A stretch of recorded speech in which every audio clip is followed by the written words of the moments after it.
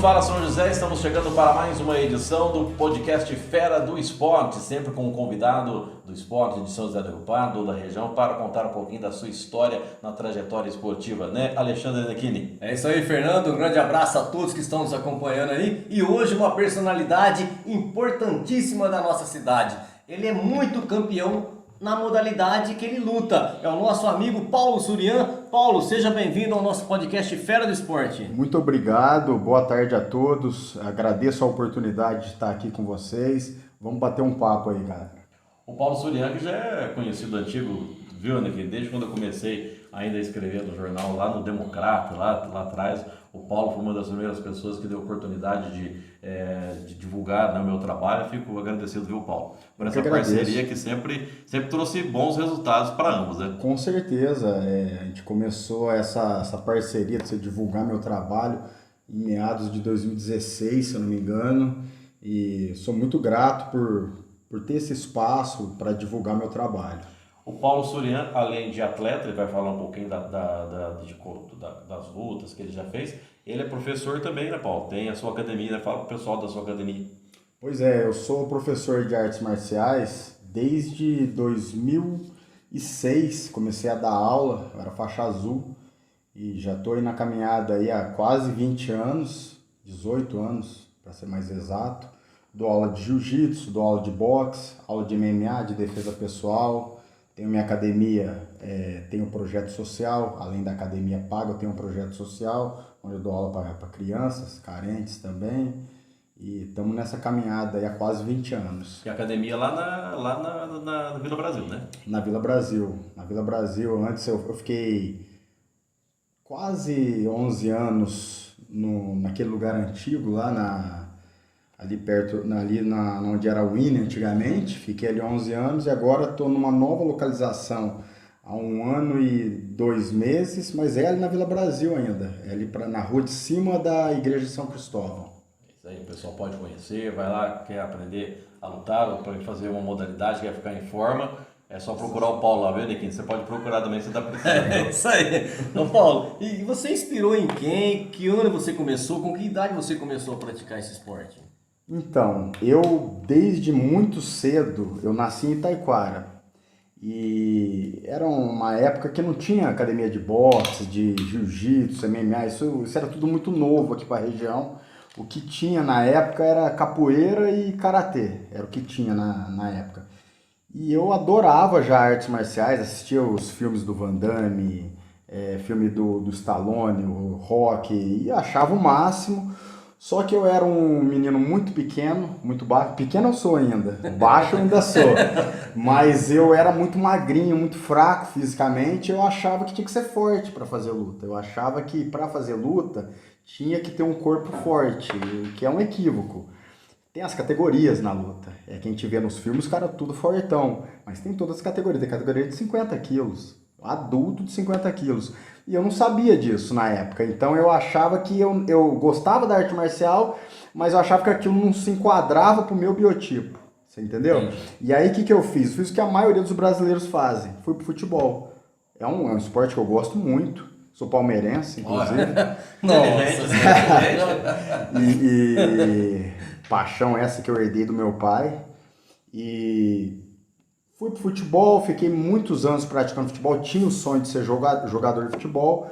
Quando eu me mudei para São José do Rio Pardo, quando eu tinha 14 anos, aí eu comecei a fazer musculação ali com 15, 16 anos, comecei a ganhar mais corpo. E aí eu pensei, agora eu tô com um corpo mais forte, agora acho que eu posso começar a fazer luta. Poderia ter começado antes, mas não tinha incentivo, não tinha academias do esporte que eu queria fazer. Como eu falei, só tinha capoeira e karatê, não era o que eu queria. E aí eu comecei a fazer na época com 17 anos. Treinei 1 aninho de boxe na época, numa academia que tinha ali na Vila Brasil, e me apaixonei pelo esporte. Mas aí a academia veio a fechar, a academia do finado Richard Veneziano. Uhum. E aí eu treinei 1 ano lá, a academia fechou, fiquei parado um tempão. Aí com 20 anos de idade, aí que eu comecei pra valer mesmo, com 20 anos, quase 20, tinha 19, faltava alguns meses para fazer 20. Aí comecei com o Ricardo Avelino, era ali em cima, ali perto da rodoviária, tinha academia Avelinos antigamente. Ricardo Avelino dava aula, ele era professor de boxe, de judô, de jiu-jitsu, vale tudo, que hoje é o MMA, e aí eu comecei ali. Ali que começou de verdade a minha caminhada, ali que começou profissionalmente. Desde então eu tenho competido aí desde 2005 até hoje. Ô Paulo, você lembra qual que foi a sua primeira luta? Lembro. Nossa, Essa não esquece, né, como? Ainda mais a surra que eu tomei. Pelo amor de Deus. Aí que não esquece. Já viu aquele ditado que quem bate esquece, quem apanha, nossa, tomei uma coça. E foi aqui em São José, Paulo? Foi em Divinolândia. Com um cara que hoje é um irmão pra mim. Ele é um amigão meu, você deve conhecer o Danilo Pietrus. Sim. Hoje ele é um irmão pra mim. Ele era aluno do meu professor. E eu queria lutar, eu tinha acabado de começar a treinar, ele já era atleta, faixa preta, e eu era um iniciante, mas corajoso, eu era louco, sou ainda, mas na época eu não tinha conhecimento nenhum. Ficava falando pro meu treinador, põe pra lutar, vale tudo, eu luto com qualquer um, eu era louco, eu luto com qualquer um no mundo, eu falava. Eu não sabia onde eu estava entrando, a dificuldade que era, mas eu tinha aquele ímpeto dentro de mim de querer, e eu já queria entrar para ser profissional. Eu queria ser profissional, eu queria viver do esporte. O que eu estou vivendo hoje, 18 anos depois, eu já entrei com essa cabeça. Eu não entrei assim, será que dá certo? Não, eu entrei para dar certo. Eu não queria outra opção na vida, era isso que eu queria. E aí o Ricardo, na época, eu tinha um mês de treino, o Ricardo falou assim, eu vou colocar uma luta para você fazer, lá em Divinolândia. Tem um atleta meu lá, ele é bom, você topa lutar com ele? Faixa preta. O Ricardo achou que eu ia arregar. Ele achou assim, moleque... Ele não vai querer. É o que a maioria das pessoas normais fariam. Faria. Eu sou faixa branca, iniciante, um mês vou lutar com faixa preta, vale tudo ainda. E aí eu peguei e falei, não, beleza, que dia? Ele falou, sábado que vem. Ele achou que no sábado eu não iria.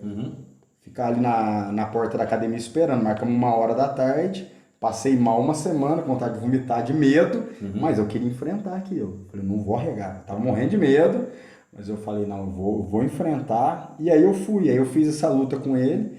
Na época eu lembro que estavam todos os alunos dele lá assistindo na academia, lá em Divinolândia. E assim, eu consegui sobreviver quase 10 minutos na luta. E ele era um cara já muito bom. E eu era um iniciante, não sabia nada. E eu consegui sobreviver, fui raçudo. Só que aí eu tava ali com quase 10 minutos de luta e o meu treinador, o Ricardo, ele pegou e parou a luta. Eu tava apanhando muito. Ele tinha montado em mim, tava batendo na minha cara, já tava sangrando muito. E aí eu perdi, foi minha primeira luta. Um mês de treino, foi minha primeira luta. E ali eu perdi, mas eu descobri o que eu queria pra mim pra sempre ali. Eu comecei sentindo o gosto amargo da derrota, mas eu me apaixonei pela aquela coisa de ser testado ao limite. Isso foi uma coisa que me motivou ainda mais. E nessa você estava lutando MMA? Na época não chamava MMA, chamava Vale Tudo, porque a regra era totalmente diferente de hoje. Hoje tem regra, antes era uma regra, tipo assim, pouca coisa não valia. Antes era assim, não valia morder, golpe na genitália, o que mais que não valia? Cabeçada não valia, o resto valia tudo. Hoje já tem regra, mudou o esporte, né? Hoje o MMA significa mistura de artes marciais. Na época era vale tudo, valia tudo. O cara tava deitado, podia pisar na cara, chutar a cara no chão. Era uma regra brutal. Eu fiz 3 lutas nesses moldes, nessa regra. A regra antiga. E aí que o bicho pega, né? Sim, ali que separa os homens dos meninos. E eu com 19 anos eu tive que ser homem. Ô Paulo, e teve algum lutador, você falou que você se baseou muito nos filmes, os lutadores, mas no mundo real, sem dos filmes, fora os filmes. Teve algum atleta brasileiro que é uma inspiração para você? Sem dúvida. Ou um professor? Sem dúvida. Eu assisti os antigos UFCs quando o Vitor Belfort estava começando a fazer sucesso. Na época tinha as fitas VHS, tinha nas locadoras para alugar do Ultimate, do UFC. E aí eu assisti um dia junto com 2 amigos meus. Eu assisti e fiquei apaixonado. Então, o Vitor Belfort foi o primeiro lutador real ali que eu vi. Falei, caramba, que da hora.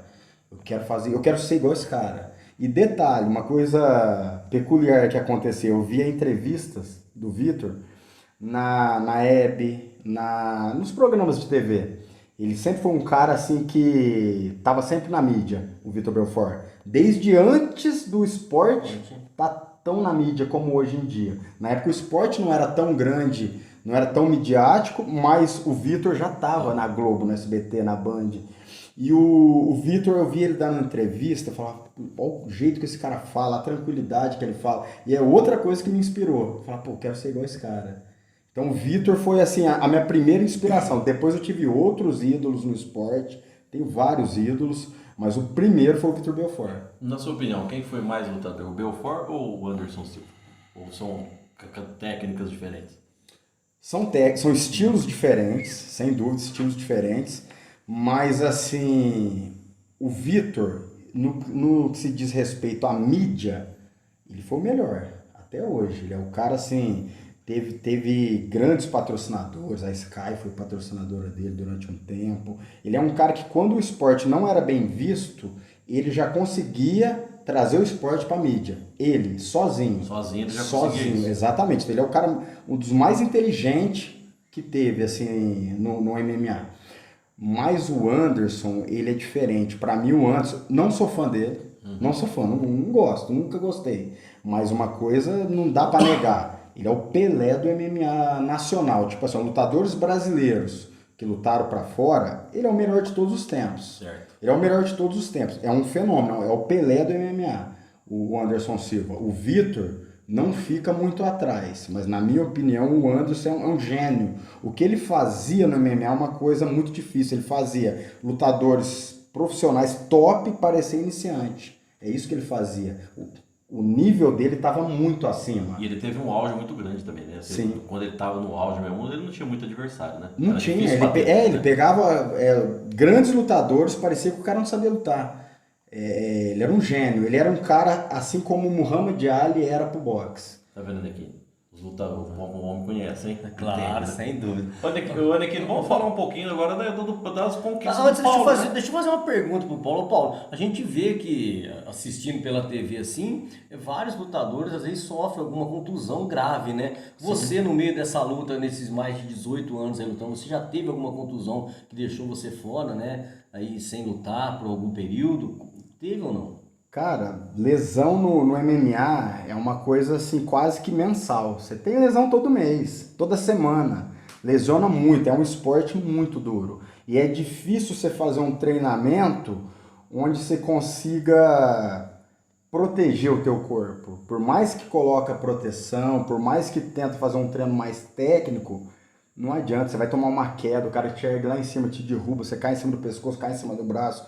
Então lesão é muito comum, é o esporte mais lesivo que tem, se tratando de artes marciais, é o MMA, sem dúvida. Porque ele é o triatlo das artes marciais. No MMA você precisa trocar porrada em pé, soco, chute, joelhada, você precisa saber da queda, movimentos de judô, de wrestling, e você precisa saber a parte de chão, que também lesiona muito, que é o jiu-jitsu.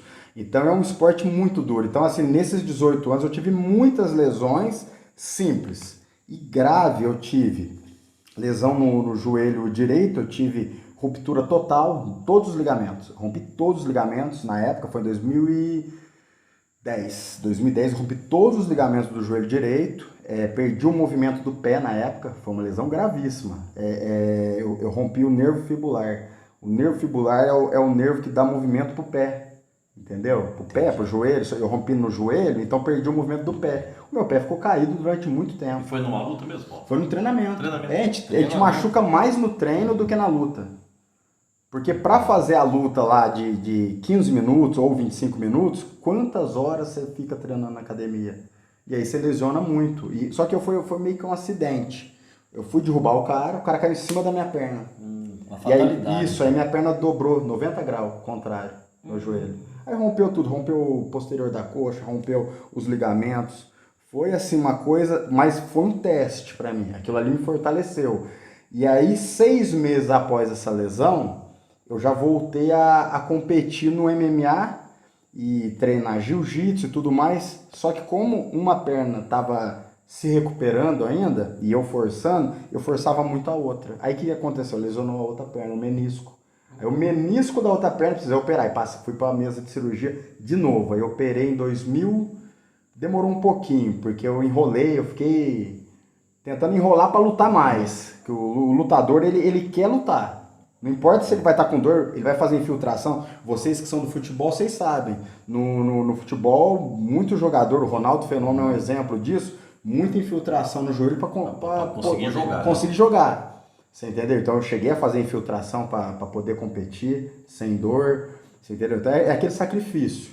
E aí eu acabei operando o menisco, depois em 2000, eu operei em 2010 os ligamentos do joelho direito, depois em 2012 o menisco do joelho esquerdo. Então assim, cirurgia foram só essas duas, mas lesões, assim, muitas. Pulso, mão, já quebrei a mão várias vezes, nariz, como você pode ver, não é reto, né? Nariz já quebrei, então assim, muita lesão. O atleta de luta, ele tem que aprender a conviver com a dor. Uma tristeza e uma alegria sua no meio no meio esportivo seu. A sua maior alegria até hoje, no momento, nesses mais de 18, 20 anos de trajetória, e a sua maior tristeza? A maior alegria minha, foram muitas, mas assim, a primeira vez que eu lutei fora do país foi em 2016. O Fernando acompanhou tudo isso, divulgou nas plataformas dele, lembra? Sim. Em 2016, eu lutei pela primeira vez em Buenos Aires, fui campeão da Copa do Mundo de boxe e de grappling. Né? Num dia eu lutei boxe, no outro dia eu lutei grappling. Grappling é o jiu-jitsu sem a vestimenta, sem o kimono. E foi a primeira vez que eu andei de avião, primeira vez que eu saí do país. Então, sozinho, Deus, não foi ninguém comigo, só eu, não sabia a língua. Treinador, não foi nada? Nada, o treinador sou eu, não tem treinador, sou eu.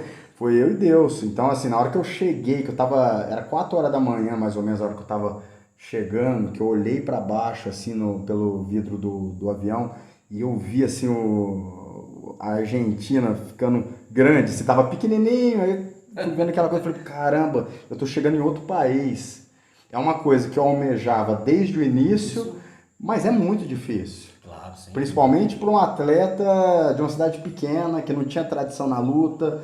Hoje já tem várias academias de luta aqui na cidade, a luta está crescendo aqui.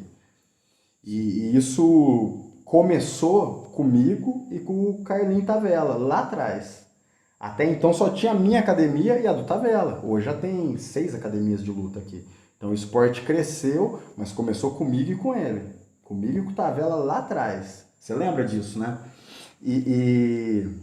Então, assim, 2016 ainda eram tempos muito difíceis de um atleta daqui conseguir ir para fora. Você entendeu? Conseguir recursos para ir para fora, conseguir contato para fechar uma luta profissional, porque a luta que eu fiz foi profissional. Porque uma coisa é você ir para fora, lutar um campeonato de jiu-jitsu, qualquer um pode se inscrever e ir.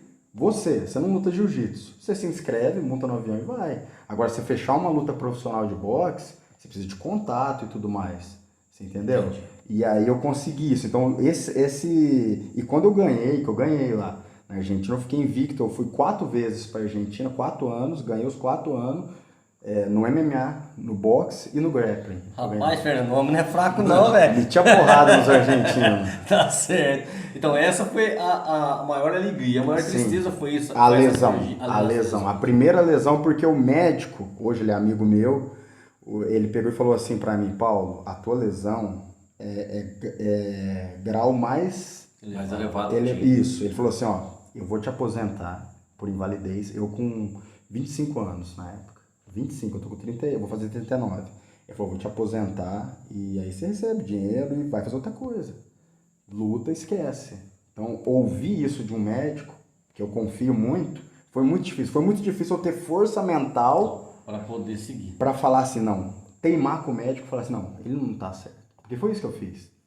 Claro, do alto da minha ignorância, eu peguei e falei assim, não, você não é Deus. Falei para ele. Você não é Deus, meu pé vai voltar. Aí ele falou assim, não, tomara Deus, Paulo, mas é muito difícil. Essa lesão geralmente é irreversível. Ele falou pra mim. E eu não acreditei nele. Fiquei triste, chorei muito, saí do consultório chorando, fui até minha casa chorando. Só que tinha algo em mim que não queria acreditar naquilo. Eu falei assim, não, já que não dá pra lutar em MMA e jiu-jitsu, vou lutar boxe. Foi quando eu foquei no boxe na época. Eu falei assim, boxe ninguém vai me dar chave de pé. Meu pé vai estar mole lá, eu vou estar mancando. Mas não tem como ninguém me dar chave de pé. Até então o boxe não fazia parte do boxe. Eu treinava, já tinha uma luta de boxe, uma luta só, Eu treinava boxe desde quando eu comecei por causa do MMA, mas não tinha aquela pretensão de, pô, quero seguir no boxe. Minha ideia era o MMA e o jiu-jitsu. Então eu treinava muito boxe, só que aí eu comecei a lutar boxe. Hoje eu tô com 23 lutas de boxe. Fui campeão brasileiro, campeão sul-americano, recentemente tricampeão sul-americano, tem bastante título no boxe. Com 13 vitórias por nocaute, eu tô vendo. 13 vitórias por nocaute, 19 vitórias, 13 por nocaute. Ô Paulo, e aí você falou, né, essa tristeza. E demorou muito tempo para você recuperar os movimentos? Você sente alguma sequela até hoje? Ou não? Graças a Deus não, mas é uma ótima pergunta. Eu tive essa lesão em 2010 e aí, após isso, eu voltei a treinar com essa limitação, meu pé não movimentava. Foi até 2014 para o meu pé dar sinal de vida. Eu fiz fisioterapia 2 anos, não dava sinal de vida. O pé, eu usava a sapatilha de boxe, que ela é cano alto, para treinar tanto jiu-jitsu como MMA, boxe. Por quê? Porque ela dava uma sustentação pro meu pé. Se eu fizesse descalço, como o pessoal faz, o MMA e o jiu-jitsu, corria o risco de eu torcer o pé e machucar mais ainda. Eu rompi ligamentos dele, que eu não tinha rompido ligamentos dele. Então eu usava sapatilha e treinava. E ele não dava sinal de vida. Eu andava mancando pra rua, eu parecia uma pessoa com uma deficiência motora ali.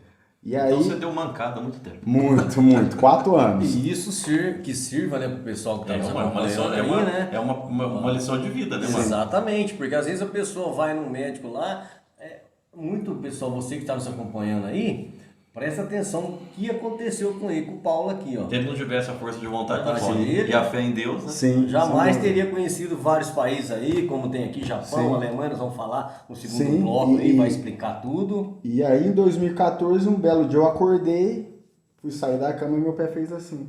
Eu assustei na hora. Eu falei da maior alegria que foi na Argentina, essa é a segunda maior alegria.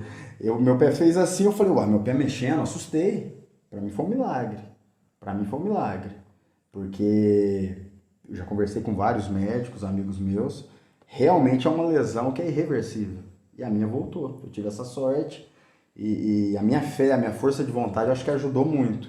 E aí meu pé voltou a mexer e de lá pra cá foi assim, ó, melhorando ano após ano, foi melhorando. O movimento que era pouquinho foi aumentando. Hoje eu consigo correr, eu consigo fazer de tudo com esse pé. E aí você voltou a fazer as lutas. Eu já estava fazendo, sem poder, mas eu estava. Inclusive, uma das cirurgias foi por causa disso. Mas aí foi melhorando e você foi ganhando mais confiança. Mais confiança. Se bem que assim, confiança era uma coisa que eu mancando, eu entrava confiante. Eu entrava mancando, às vezes o árbitro do boxe falava assim, se machucou? Eu falava, não, é meu jeito de andar, eu falava. Eu dava um migué pra ele não me desclassificar e tirar da luta. Eu falava, não, é meu jeito de andar. Porque se você olhar vídeos de 2010 até 2015, mais ou menos, eu mancava muito, eu arrastava o pé. Lutando boxe, lutando MMA, eu arrastava o pé. E dava pra ver, às vezes o árbitro perguntava, você tem algum problema? É o joelho, alguma coisa? Eu falava, não, meu jeito de andar. Ele não podia me tirar, da luta. porque eu falei que era meu jeito de andar, ele vai ter preconceito com o meu jeito de andar. Eu usava isso. Sim. Na malandragem, eu ficava lutando e eu entrava achando assim, não, vou ganhar. Eu entrava pensando que eu ia ganhar, mesmo tendo essa limitação. E aí foi onde você foi ganhando e foi ganhando mais confiança também, né? Sim, cada vez mais. Anequino, vamos dar uma primeira pausa? Vamos lá, Fernando. Poxa, o papo do Paulo, não sei se só 2 blocos vai dar, né? Mas nós voltamos daqui a pouquinho para o segundo bloco, né, Anequino? Exatamente. Daqui a pouquinho nós estamos de volta.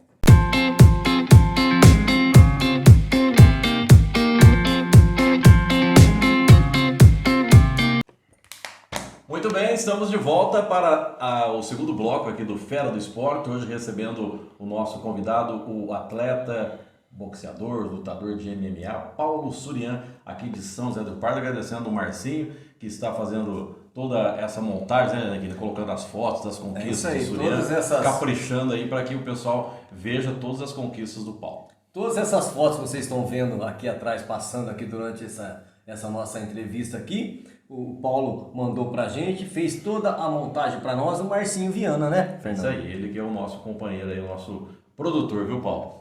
Legal. Marcinho é fera nessa. Marcinho é o cara. Ele é o cara. Na montagem não tem pra ele, Paulo. Na hora. Ô Paulo, e voltando então a falar aqui, nessa academia sua hoje aqui em São José do Rio Pardo, você vê algum aluno seu promissor para poder seguir a carreira sua? Com certeza, sempre aparece.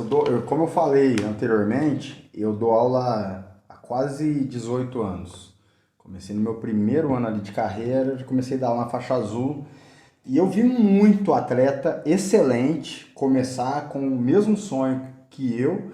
Só que o que acontece? A maioria, no meio do caminho, acaba desistindo. Porque é uma carreira muito difícil. Diferente do futebol, o futebol é um esporte coletivo, onde se o atleta é bom, vai ter o olheiro, o empresário querendo ganhar dinheiro em cima desse atleta bom. Então, assim, basta ser bom no futebol, basta ser muito bom, basta ser muito bom. Já na luta, seja no boxe, seja no MMA, seja no jiu-jitsu, não basta só ser bom. Ser bom não quer dizer que você vai conseguir render uma grana onde essa pessoa interessada em te ajudar consiga lucrar com você. Mesmo você indo pro UFC, chegando no UFC, ainda não é garantia que o cara vai recuperar o que ele investiu em você. Mesmo chegando no UFC. Eu tenho amigo no UFC, atleta de Campinas, o Carcassinha, o Ricardo Ramos, amigo meu. Ele tá lá e assim, não é as mil maravilhas. Você tá entendendo? Não é um salário que você fala, pô, chegou no UFC, tá rico. Não é assim. Aqui, Ganha mais por luta? Como que? ganha só por luta, você não ganha um salário mensal, você não faz luta todo mês, tem cara que faz luta uma vez por ano. Aí vamos pôr aí que um atleta médio, ele vai fazer uma luta no UFC, ele vai ganhar 80 mil reais, 20 mil dólares, 15 mil dólares. É pro ano inteiro aquele dinheiro. Aí é pra pagar treinador, pra pagar academia, pra pagar viagem, pra pagar tudo. Então, assim, não é uma assalariada, então é um esporte muito difícil. A luta é um esporte muito difícil. Hoje... É uma verdadeira luta. Sim, hoje tá muito melhor do que quando eu comecei. Mas os patrocinadores, você tem patrocinador? Eu tenho patrocinador, mas, por exemplo, eu tenho um patrocinador fixo que é a Hidrata Farma. Eles fornecem tudo que eu gastaria com suplemento, vitaminas. A Hidrata Farma me fornece todo mês, isso há quase 3 anos que tem essa parceria. Já ajuda muito. Só que, assim, o atleta ele tem que se virar para conseguir uma renda. Por exemplo, eu tenho filho, eu moro sozinho, e aí? Você entendeu? Eu preciso de uma verba. No meu caso, eu tenho a minha academia. E quem não tem academia? Entendeu? Quem não dá aula ainda, não tem alunos. Então é um esporte muito difícil. Então o que acontece? Você tinha perguntado se eu tenho bons atletas. Eu tenho excelentes atletas. Eu tenho o Miguel, que é um atleta de Itapiratiba. Ele tem... Você já noticiou matéria sobre ele. É um menino de 11 anos, 12. Já foi campeão mundial, campeão brasileiro, campeão sul-americano. 11 anos de idade. Uma jovem promessa, então. Sim, excelente. Quer ser lutador de MMA, tá treinando no boxe. Ele vem lá de Itapiratiba para treinar na minha academia. O moleque é um fenômeno. Eu tenho na minha academia outro menino de 12 anos, o Carlão, que é excelente, está começando agora, foi na primeira competição, foi campeão. Tem o Thalisson, que já lutou em São Paulo já. Então, assim, eu tenho vários atletas. Se eu for ficar falando aqui, eu até peço desculpa se eu esqueci o nome de alguém, mas assim, tenho vários atletas. No boxe eu tenho um lá que já é bicampeão brasileiro. Ele já é, se eu não me engano, ano passado ele foi campeão sul-americano. Não, sul-americano ele não lutou ano passado, esse ano ele perdeu, mas ele foi bicampeão brasileiro, já está com 5 vitórias no boxe. É um menino de 18 anos, 2 metros e pouquinho ele tem, a gente chama de gigante. Dá 2 de mim, Fernando. Você já fez matéria sobre o Gabriel Tertuliano, o moleque é fantástico, fantástico.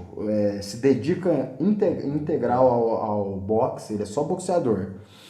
Tem assim chance de ser um grande atleta, conhecer outros países. É fantástico, moleque. Até agora ele está conseguindo manter. Só que o que eu fico preocupado é essa questão financeira. Como que o cara vai conseguir se manter? Aí, de repente, consegue um emprego que não dá para conciliar com o esporte. E aí vai morrendo o sonho, pouco a pouco. Então eu tenho grandes atletas, como eu tive em todos esses anos dando aula, tive grandes atletas. Mas muitos acabaram... Nossa, a maioria, 99,9%. Atleta meu, lá de trás, que começou e não parou, foi o Bruno Ferreira, que infelizmente morreu de câncer há 3 anos atrás. O Bruno Ferreira, lembra dele? Sim. Chegou a lutar nos Estados Unidos. O Bruno foi o atleta meu que não desistiu. Ele, pra mim, ele é o exemplo. Ele começou lá atrás, 2006... E ele foi até morrer de câncer, ele não desistiu. O câncer não parou ele, nem o câncer parou ele. Ele fez lutas fora do país com câncer. Tumor ali nas costas, dor, sabia que tinha algo errado, e fazendo tratamento e lutando, saindo na porrada. Entendeu? Então o Bruninho, pra mim, ele é um herói. E foi o único atleta que começou lá atrás e não desistiu dos atletas meus. Ô Paulo, nós sabemos que no meio do futebol, no meio do esporte em geral, tem muita vaidade individual do atleta, às vezes o jogador briga com o treinador, porque ele acha que ele é muito melhor do que é. Na luta, não tem muito espaço para vaidade. Eu vou ser bom, eu vou ser bom. Sim, mas tem. Infelizmente tem. E o que acontece? Já aconteceu comigo inúmeras vezes. O atleta, ele tá ali na minha academia, aí eu sou o pai dele, eu sou Deus para ele, fica lá me elogiando e falando, nossa, é tudo para mim, você é o cara que me ajuda. Só que aí ele chega num patamar que ele acha que ele já pode abrir uma academia, aí ele vira as costas para mim, vai e monta a academia dele, detalhe, isso não é um problema, ainda tenta tirar aluno meu.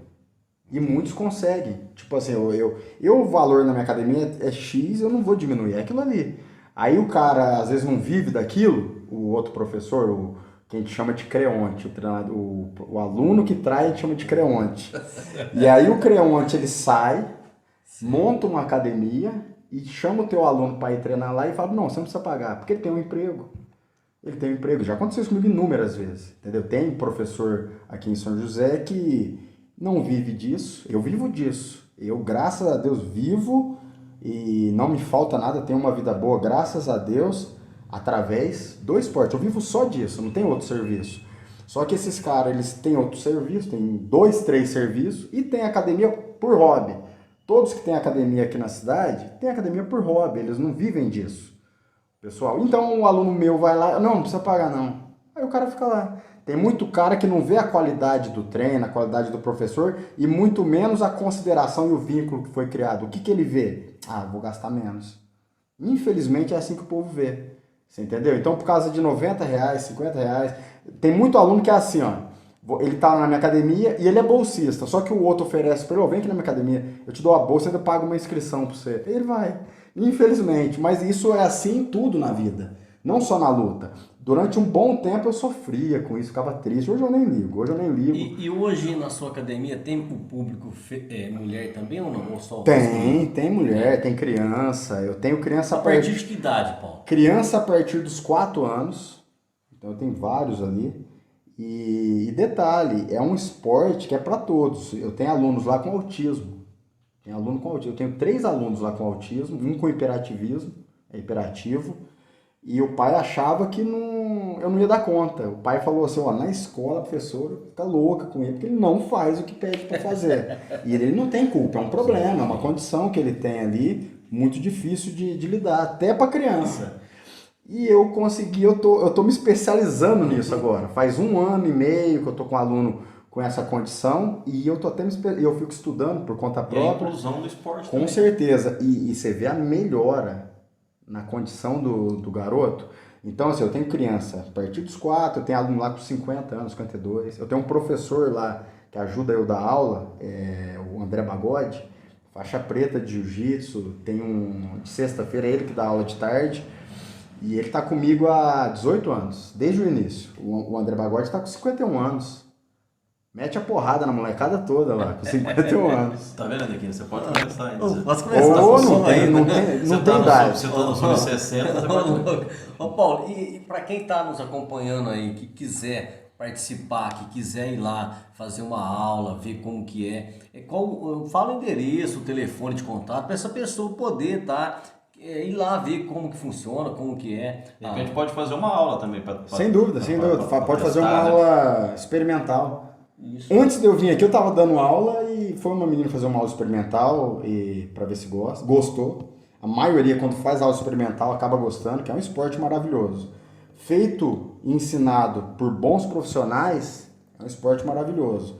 E a minha academia fica na rua, eu tô lá 1 ano, eu não decorei ainda, é João Otaviano Ribeiro da Silva, número 147, Vila Brasil. Para quem não sabe, é na rua de cima da Igreja de São Cristóvão, naquela rua paralela ali. Exato. E o pessoal também que quiser conhecer um pouquinho mais da sua história, tem as suas redes sociais também. No Instagram é paulosurian.oficial, tem um sinalzinho lá de verificado, azulzinho lá. E o Facebook Paulo Surian. Lá pode mandar recado que eu respondo, todo mundo mandou recado lá. Às vezes eu demoro um pouquinho, mas respondo, todo mundo manda lá no Messenger, que o que tiver de dúvida, é só mandar recado lá que a gente conversa. Quando aqui ele falou dos patrocinadores, você falou da Hidrata Pharma, que está na sua camisa, e tem a Agape também. A Agape é da Hidrata Pharma, Da Hidrata é do Pharma Duda. também. Falando nisso, um abraço pro Duda Gervásio, meu patrocinador. E é do Duda, é a empresa de suplementos especializada em suplemento esportivo da Hidrata Pharma. São eles que produzem o Whey Protein, entre outros suplementos. Ô Paulo, você que falou desses suplementos, não é aconselhável o aluno ou uma pessoa normal, começa, principalmente quem faz academia, não é aconselhável ir tomando qualquer coisa, né? Tem que ter conhecimento, se a pessoa tem conhecimento, se ela aprendeu com alguém que tem conhecimento, beleza. Agora, tomar por rumo pode ser perigoso, você tomar um suplemento por rumo. É bom procurar um nutricionista ou o seu treinador, se ele tiver um conhecimento para te passar. E, por exemplo, nesse meio esportivo do mundo da luta, tem muito doping também?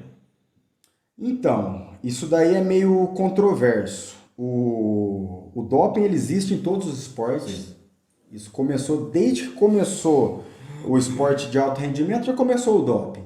Você entendeu? Então, assim, no Brasil, a maioria das confederações não fazem exame. Não fazem exame. Então, se você está numa confederação onde não faz exame, se você faz uso de um recurso ergogênico, você não está trapaceando porque não tem. Você entendeu? Por exemplo, se eu tiver no UFC, lá tem. Então, eu sei que o meu adversário tá limpo.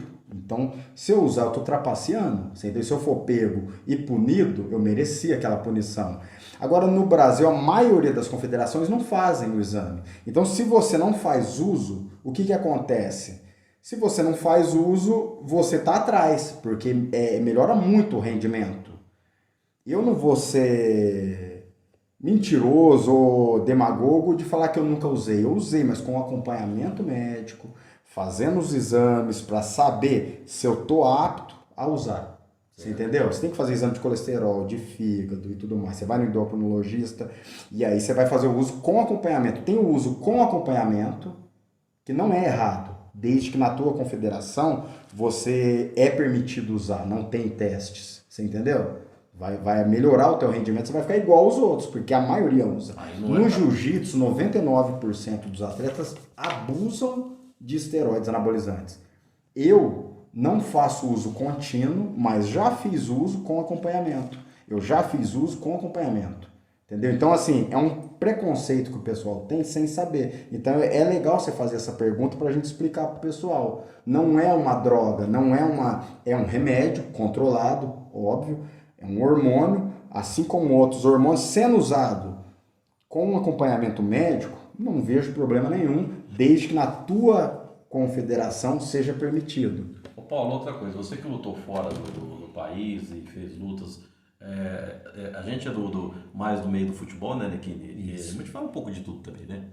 O Nequini fala mais, fala 30 conta. A gente sabe que o pessoal reclama muito de arbitragem. O futebol, então, tem até o VAR, aquela coisa toda. Nas lutas, tem muito árbitro que, entre aspas, roubam, dá um resultado que já aconteceu com você ou não? Não tem jeito, Paulo, porque você dá um peteleco na orelha. Então, mas o outro também pode dar, né? Então, o que acontece é muito erro. Isso acontece. Roubar de propósito, querer favorecer um ou outro, difícil. Isso acontece quando é um evento mais assim regional, na academia, igual o evento que eu faço de tudo para não ter favorecimento. Para os árbitros do meu evento, eu faço evento sempre em dezembro, na minha academia, já faço 11 anos. O Regis Feliciano sempre apresentou. Ele é o anúncio nosso, ele é o Bruce Buffer riocardense. Ele é o cara, né? Ele é muito bom. E aí, eu faço de tudo para não ter erro nem favorecimento. Às vezes acontece, no meu evento não, mas já vi acontecer em outros eventos, favorecimento, mas é raro acontecer. Agora, erro é comum acontecer. Eu poderia arbitrar lutas de jiu-jitsu, porque eu sou faixa preta já há 12, vai fazer 12 anos esse ano que eu sou faixa preta. Eu poderia arbitrar, eu não arbitro luta. Por quê? Porque eu sei que eu posso errar. E eu sei que quando erra, o atleta fica bravo, o outro vem, xinga. Para evitar confusão e dor de cabeça para mim, que eu tenho o pavio um pouco curto, Então, assim, eu prefiro. E é tudo lutador. Tá vendo aqui? Toma cuidado, hein? É tudo lutador. Vamos falar pouco com o homem aqui. É tudo lutador, é tudo lutador. Então, assim, se o cara me desrespeita, me xingar, para evitar confusão, eu não arbitro luta. Porque você pode cometer erro. Às vezes o erro acontece, não porque você quis prejudicar, porque é tudo muito rápido ali, então acontece. Eu, por exemplo, fui campeão mundial pela CBJJE em 2017, depois em 2018. Aí em 2019, eu fui prejudicado pela arbitragem. Eu finalizei o cara. No finalzinho da luta, eu tava perdendo de 2-0. Aí eu finalizei o cara. Eu dei uma guilhotina, um estrangulamento, o cara bateu. A gente tem um vídeo do cara batendo. Sim. Aí eu falei pro Arthur, o Arthur falou assim, não, mas já tava fora da área. Mas quem para a luta quando tá fora da área não sou eu. É a arbitragem. É o árbitro. Se ele não parou, a luta tá rolando ainda. Só para se o árbitro pedir para parar e voltar pro centro. Tava no cantinho ali, na faixa do fim do tatame. E aí eu falei, mas você tinha que parar, não, eu não sou árbitro. Ele falou, não, mas o tempo já deu. Nós mostramos o vídeo para ele e tava lá 10 minutos de luta, não tinha dado os 10 ainda. Sei, tá então bom. eu fui muito prejudicado nesse dia, tanto que eu não voltei a lutar na CBJJE. Porque nesse dia eu ia conseguir o tricampeonato seguido. E aí eu fui prejudicado, nem fiquei para pegar medalha. Fui até meio ignorante, fui embora, não quis pegar medalha eu ia pegar medalha de terceira, era semifinal. E aí eu fui embora nesse dia. Então acontece muito erro. Não briguei, eu não brigo com a arbitragem. Quando acontece, eu aceito que ele não vai voltar atrás. Eu sei que o árbitro não vai voltar atrás. Ele não vai pedir, não vai voltar. Ele não vai assumir o erro. Não. Então é ignorância do lutador ficar brigando, xingando, achando que ele vai voltar atrás. Então eu fui lá, mostrei as provas, ele não voltou atrás. Aí ele ainda falou assim pra mim, ó, se o cara assumir, ele ainda fez uma coisa bem amadora. A confederação é gigante, mas ele cometeu um erro muito amador. Ele falou assim, ó, não posso fazer nada. Se o cara assumir, você pega a vaga dele. Eu falei, como assim? Cara... Aí eu peguei e fui embora. Aí eu não lutei mais um Mundial da CBJJE depois disso. Aí o outro Mundial que eu lutei foi em 2021, que depois a gente vai falar, que foi na Alemanha. Aí eu consegui o tricampeonato mundial. E por falarmos aí, eu tô lendo aqui, vitórias em 3 continentes, né? Graças a América Deus. do Sul, Argentina, Europa, Alemanha e Ásia no Japão. Sim. Fernando, vamos falar um pouco começar a falar dessas Vamos falar medalhas? que nós vamos ter que fazer mais um bloco, viu? Isso. Gostaria que você falasse um pouco, Paulo, sobre essa aqui que foi na Argentina. Sim. Eu lutei na Argentina. Mostra um pouco pro pessoal. Eu lutei ver na aí. Argentina. Essa daqui é de 2022. Essa daqui. É a mais recente? É a mais recente na Argentina. Eu lutei a primeira vez na Argentina em 2016. Fui campeão. Até eu trouxe as 4 aqui dos 4 anos. Mas todo ano eu lutava 2 ou 3 modalidades lá. Que é um campeonato de arte marcial que tem boxe, tem o grappling, que é o jiu-jitsu sem kimono, e tem MMA. E eu já lutava tudo. Já estava lá, eu lutava tudo. Eu treino tudo essas modalidades. Até essa última vez, no mesmo dia eu lutei boxe. Passou 1 hora eu lutei jiu-jitsu sem kimono, grappling. Passou mais 1 hora eu lutei o MMA. E eu ganhei, graças a Deus, na Argentina eu tô invicto, eu ganhei todas as lutas que eu fiz lá. Então eu ganhei em 2016, depois eu ganhei em 2017, depois 2019, depois 2022. Foram as 4 vezes, sou tetracampeão na Argentina, trouxe só as medalhas do boxe, que são essas aqui. E essas aqui faz parte de todas do boxe também. Sim, essas são todas do boxe que foram conquistadas na Argentina. Então, essa daqui é a primeira. Essa Essa é a que tem mais significado pra mim, Essa. Essa foi a primeira medalha fora do país que eu conquistei, que é de 2016. Certo. Essa daqui tem um sabor especial. E essa aqui também é de lá. Essa daqui foi de 2017, essa? Não, essa é de 2019, essa é de 2017. Essa é de 2017, essa de 2019 e aquela que eu tinha mostrado anteriormente. Vamos pegar todas elas, Paulo? Vamos. Mostrar então. Vamos pegar a outra da Argentina aqui. Essas são das Argentinas. Da Argentina. Vou mostrar, então, Isso, ó. mostra aí. Então são 4 conquistas, né, Paulo? Sim, tetracampeão da Copa do Mundo na Argentina. Aí, pessoal, ó. Aí você deixou os hermanos pra trás. Bati neles.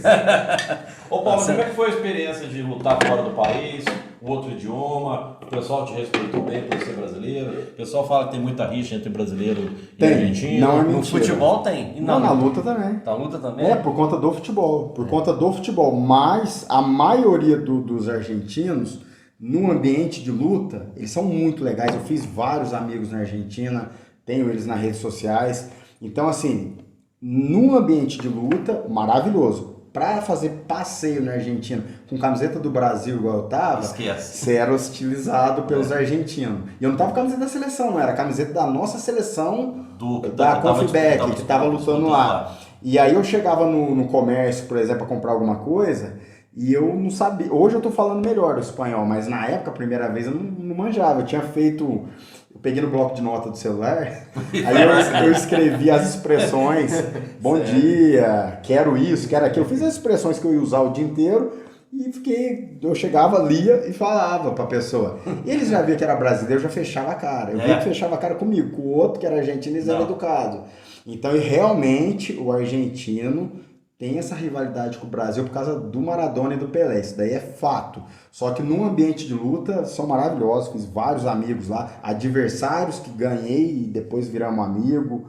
Mas assim, foi uma experiência incrível. E é legal que assim, eu fiquei a primeira vez 6 dias lá. Em 6 dias que você tá no país, olha que coisa interessante, você começa a sonhar em espanhol. Você começa tudo no teu sonho, porque a televisão que eu assistia era espanhol. Tudo espanhol. E o dia a dia, espanhol. Ouvindo pessoas em espanhol. Aí você começa a sonhar em espanhol e você começa a pensar em espanhol. Isso em 6 dias. Se você fica um mês lá, você fica fluente na língua, você aprende. É por isso que as pessoas sobrevivem em qualquer país. Tá? Exatamente. Não sabe falar o idioma, mas Sim. Por causa desse contato acaba lá aprendendo. Né? No Japão, eu fiz um amigo lá que é brasileiro, o Carlos Toyota. E aí esse cara, ele fala japonês fluente, brasileiro. Fala japonês é difícil demais. Pra é muito difícil. E eu não falo nem inglês, não falo. Mas você fica ali e se aprende. A melhor forma de aprender é estando lá no país. Ô Paulo, mas assim, você falou que eles fecham a cara, mas ninguém te hostilizou, ninguém fez nenhuma ameaça nesse sentido, não. Até porque eu tenho uma vantagem que assim... O povo vê o nariz e vê a orelha do jiu-jitsu, o povo não vai querer briga. O povo já fica mais sabe? tranquilo, Isso daí é uma coisa que ajuda o atleta. Geralmente o povo não quer briga com alguém que tem a cara tudo destruída, igual a mim. Fala, esse cara é lutador. Então assim, é uma coisa que ajuda. Então, o cara já evita. Antes de eu começar a fazer luta, tipo assim, eu ia numa balada, ia num negócio, acontecia de um te dar um empurrão, bater o ombro, não sei. Depois que eu comecei a fazer luta, que eu estraguei o meu rosto, ficou desse jeito... Nunca mais aconteceu situações assim, até no trânsito, às vezes eu tô dirigindo assim, você esquece de dar seta, aí o motoqueiro vem bravo, aí na hora que ele vai xingar, ele olha a orelha assim, tá bom? Já aconteceu várias vezes isso daí, então é uma coisa que ajuda bastante. Gente, é sempre bom lembrar, nós estamos perguntando isso pro Paulo, mas é sempre bom lembrar, sempre fiz essa pergunta pro Paulo e sempre respondeu. A arte marcial educa a pessoa, não é que o aluno que vai fazer boxe, vai fazer jiu-jitsu, vai sair brigando de forma ao contrário, alguma, né? De forma alguma. É até bom você falar, eu falo que a arte marcial ela é o fiel da balança. Aquele menino covarde entre aspas, que tem medo, que não tem coragem, ele vai fazer arte marcial e ele vai ficar mais corajoso. Isso não quer dizer que ele vai ficar brigão. Sim. Ele vai conseguir se impor. Autoconfiança, né? Ele vai conseguir se impor e se defender em situações de agressão verbal sem precisar usar a mão. Ele vai ter, a arte marcial vai dar esse instrumento a ele. Vai educar ele. Vai educar e vai dar essa coragem. A confiança que o cara tem vai fazer com que ele consiga se defender sem precisar bater, sem precisar agredir. Só com a confiança dele, a forma dele falar, o outro cara, ele vai conseguir se defender com argumento. Você entendeu? E a confiança vai fazer com que o outro cara não queira brigar com ele. E aquele que é brigão, se leva ele, aquele garoto que é brigão, e leva ele para uma academia de luta, ele vai ficar mais calmo. Porque essa coisa dele ser brigão não é porque ele é valente. Na verdade, é uma insegurança que ele tem e ele precisa bater no mais fraco na rua para se sentir forte. E quando ele começa a treinar numa academia, ele perde isso, porque ele não precisa provar na rua o que ele sabe, porque ele já faz isso na academia. Então, o brigão fica mais calmo, o medroso fica corajoso. Não brigão, mas corajoso para se defender. Aqui vamos dar mais uma pausinha e no último bloco nós vamos aí sugar o Paulo para ele falar todos os títulos que ele conquistou. Isso, vamos mostrar o cinturão que ele ganhou na Alemanha, tem medalha do Japão aqui também. E lembrando que lembrando que você que está nos assistindo, você ainda não está inscrito, inscreva no nosso canal, acione o sininho das notificações, dê essa força para que o nosso Fera do Esporte continue aí crescendo e cada dia recebendo novos convidados, né, Paulo? É importante o pessoal inscrever nos canal, né? Com certeza, esse tipo de veículo, ele é muito importante para o atleta da cidade, da região, poder mostrar o seu trabalho para conseguir patrocínio, aluno para academia e tudo mais. Então isso é muito importante. Voltamos daqui a pouco, o Paulo vai falar do documentário que está saindo, nós vamos fazer outras perguntas também, daqui a pouquinho, no terceiro bloco.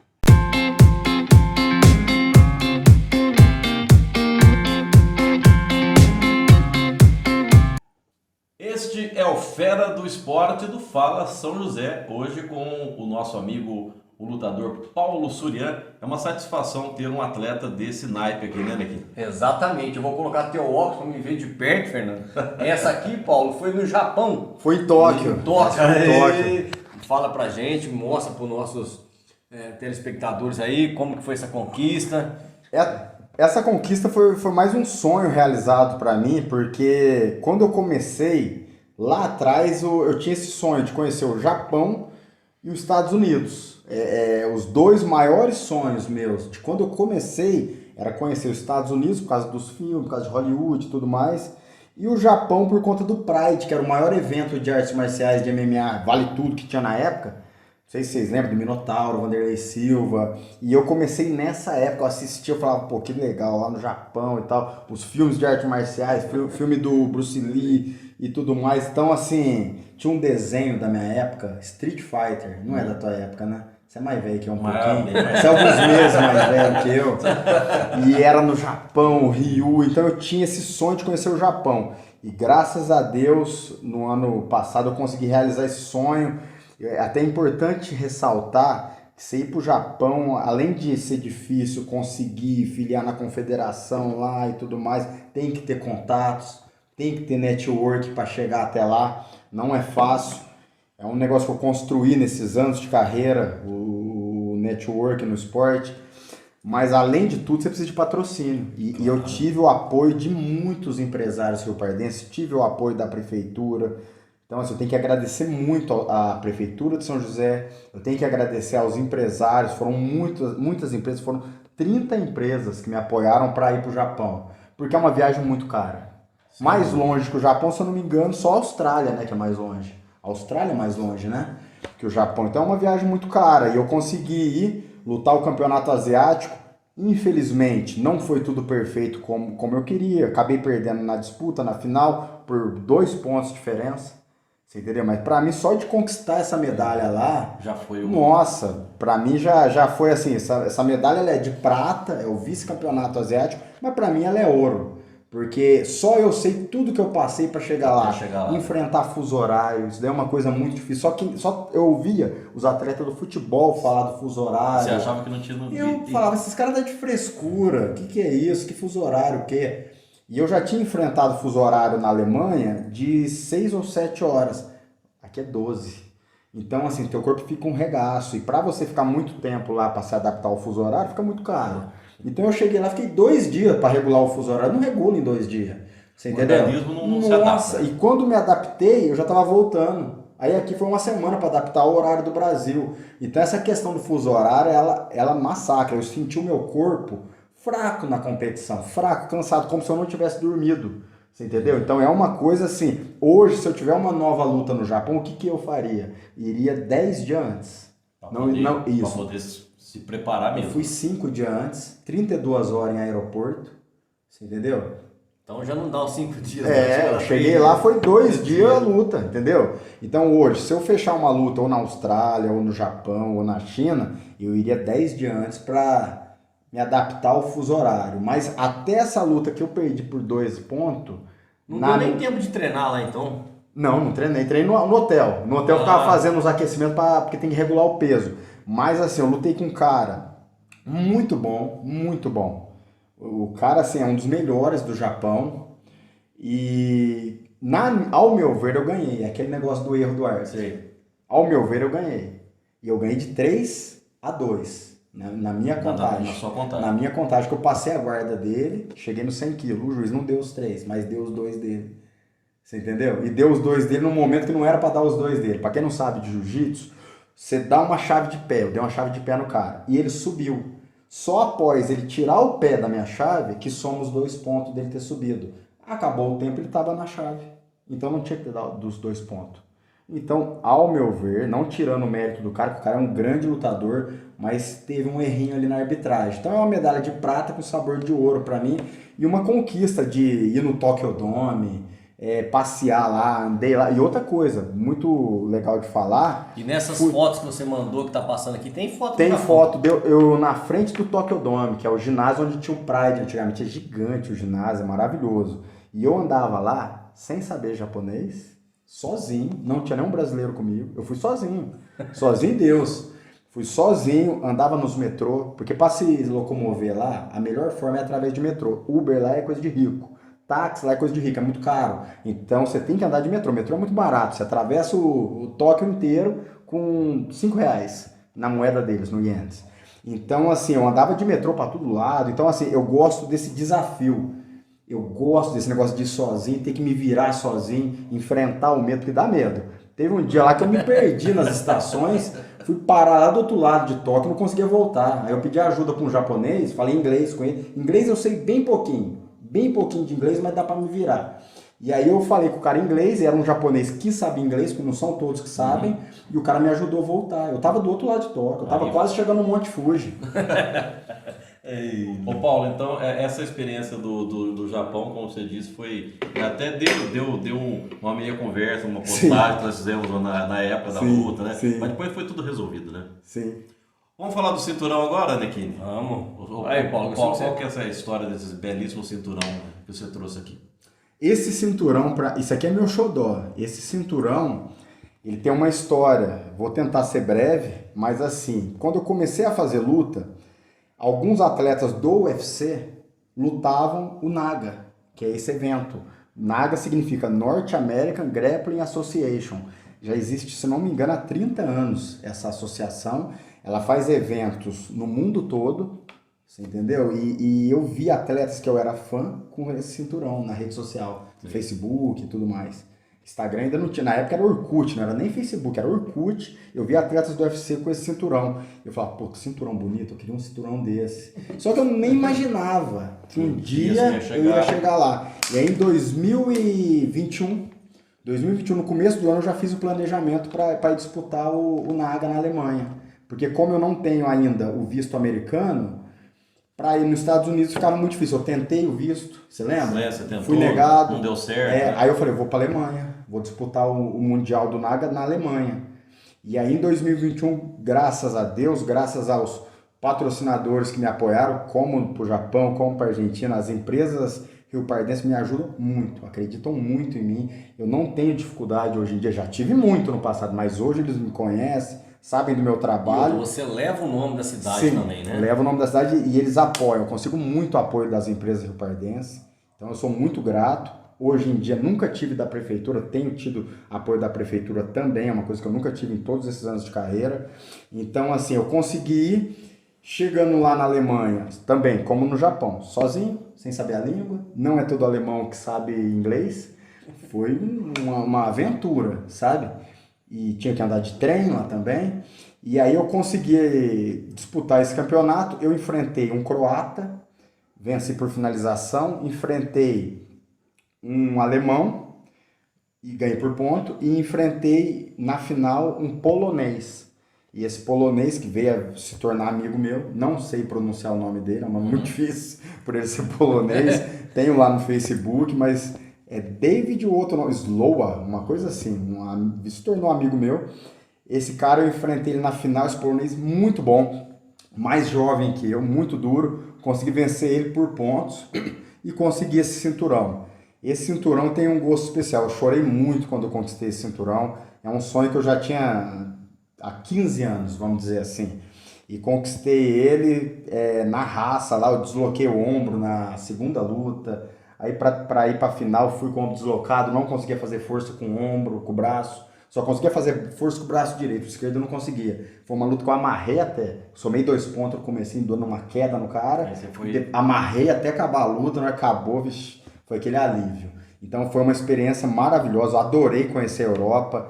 Estou muito feliz de ter já lutei, como eu falei anteriormente, a Argentina, América do Sul, Europa, Alemanha e Ásia, Japão. E se Deus quiser, eu quero conhecer todos os continentes. Ô Paulo, qual que é a importância que você vê de um trabalho, não só meu, que sou repórter esportivo, comecei lá atrás, trabalhando em Casa Branca, trabalhando aqui em São José do Pardo, e quando eu voltei para São José, o meu propósito foi falar um pouco mais das outras modalidades. Sim. Como você vê, é importante? A divulgação é importante? Isso é muito importante, é uma coisa que não acontecia até você aparecer. Até você aparecer, São José era uma cidade do futebol.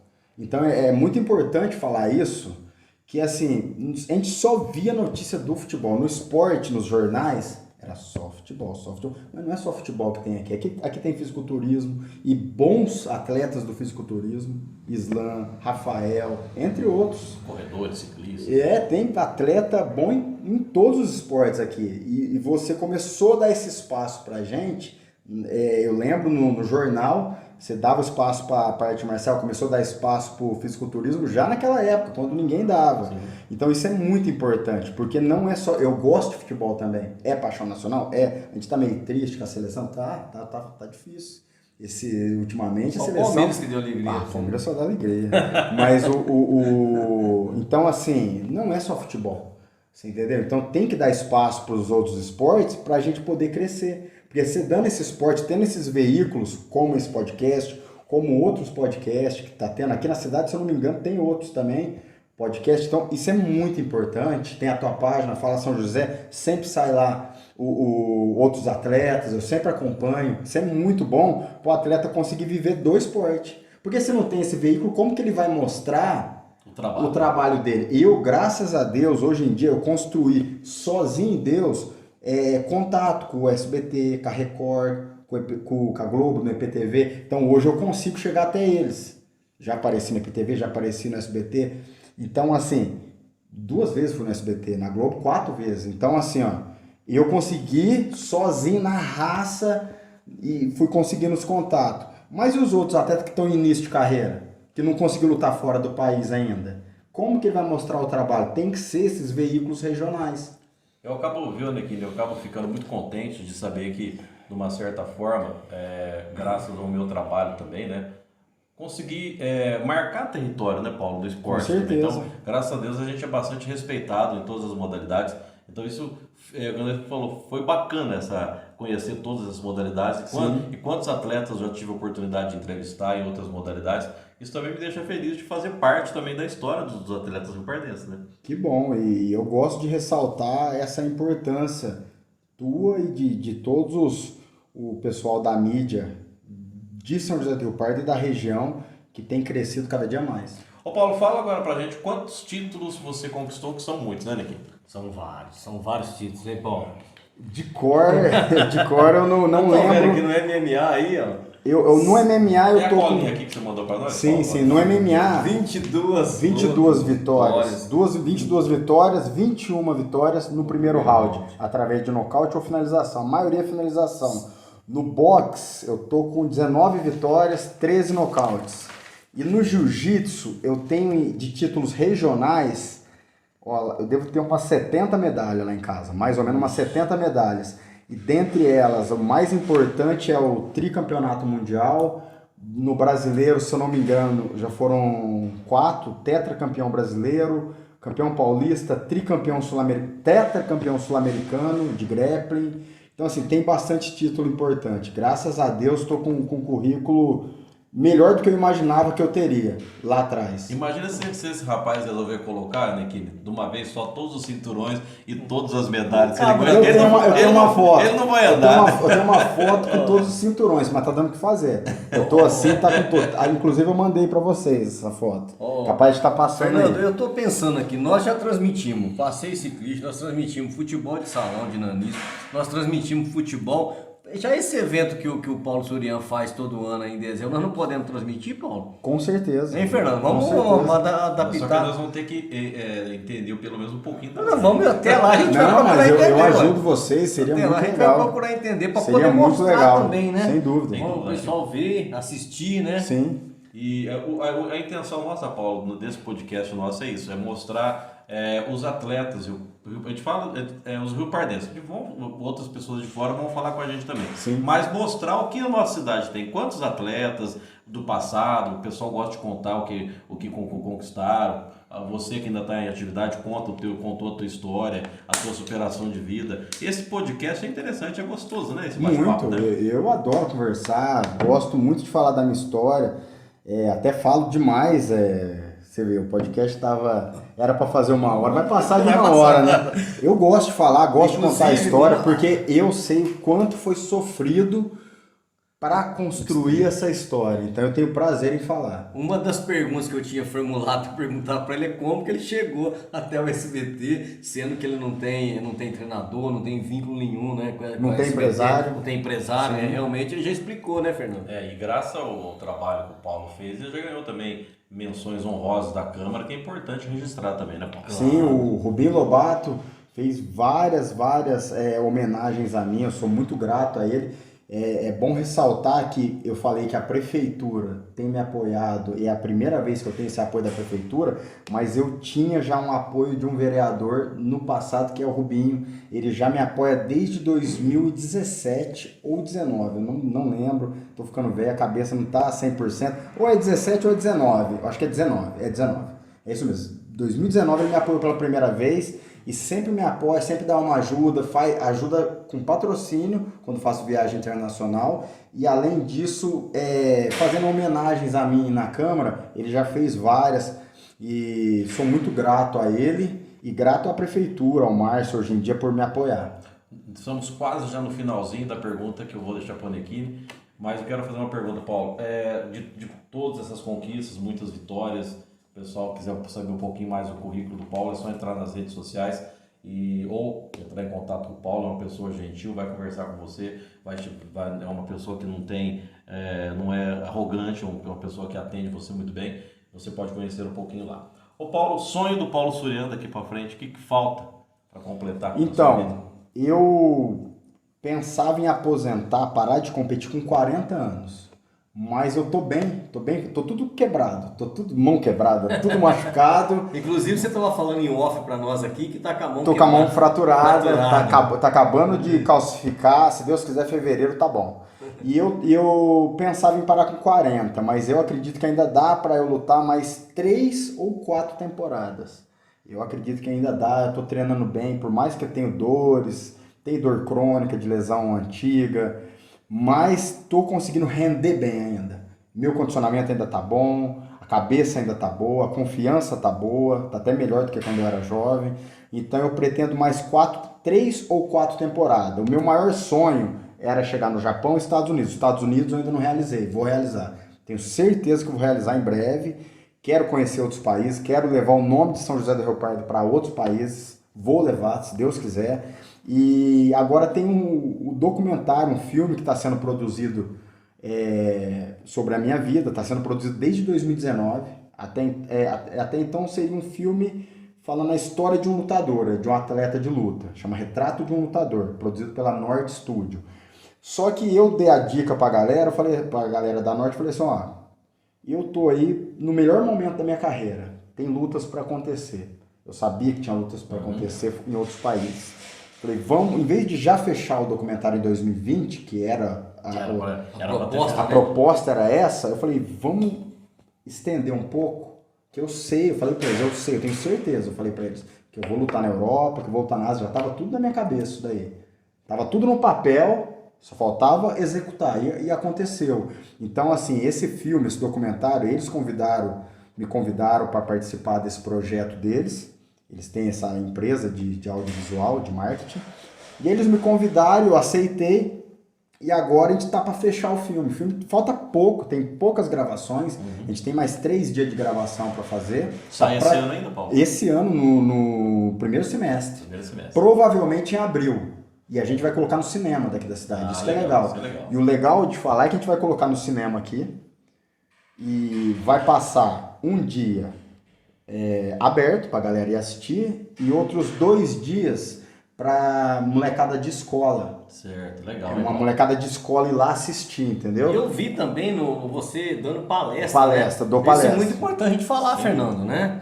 Como que funciona esse tipo de Sim, eu palestra? fui convidado em 2015 pela primeira vez para ir numa escola em Poços de Caldas. Fui, não sabia que eu conseguiria ter êxito, sucesso, e foi um sucesso essa palestra que eu dei lá.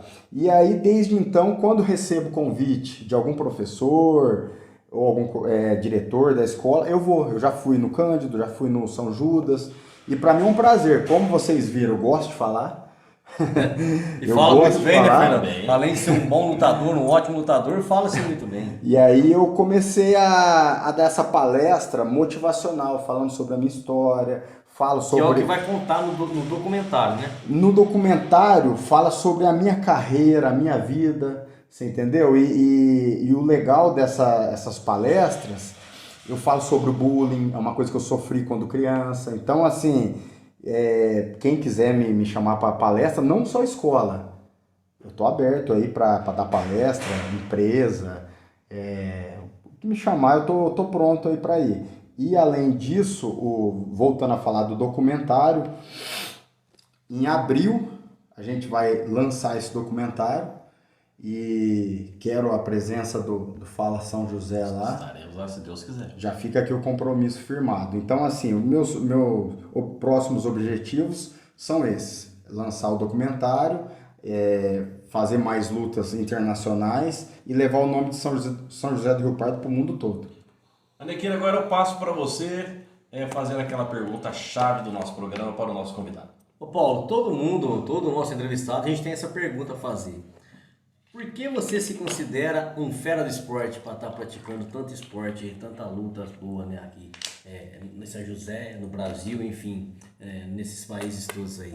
Você é um fera do esporte? Com certeza me considero um fera do esporte porque 18 anos de carreira, tomando soco na cabeça, tomando soco no fígado, não é fácil. Fazer jiu-jitsu não é tão difícil.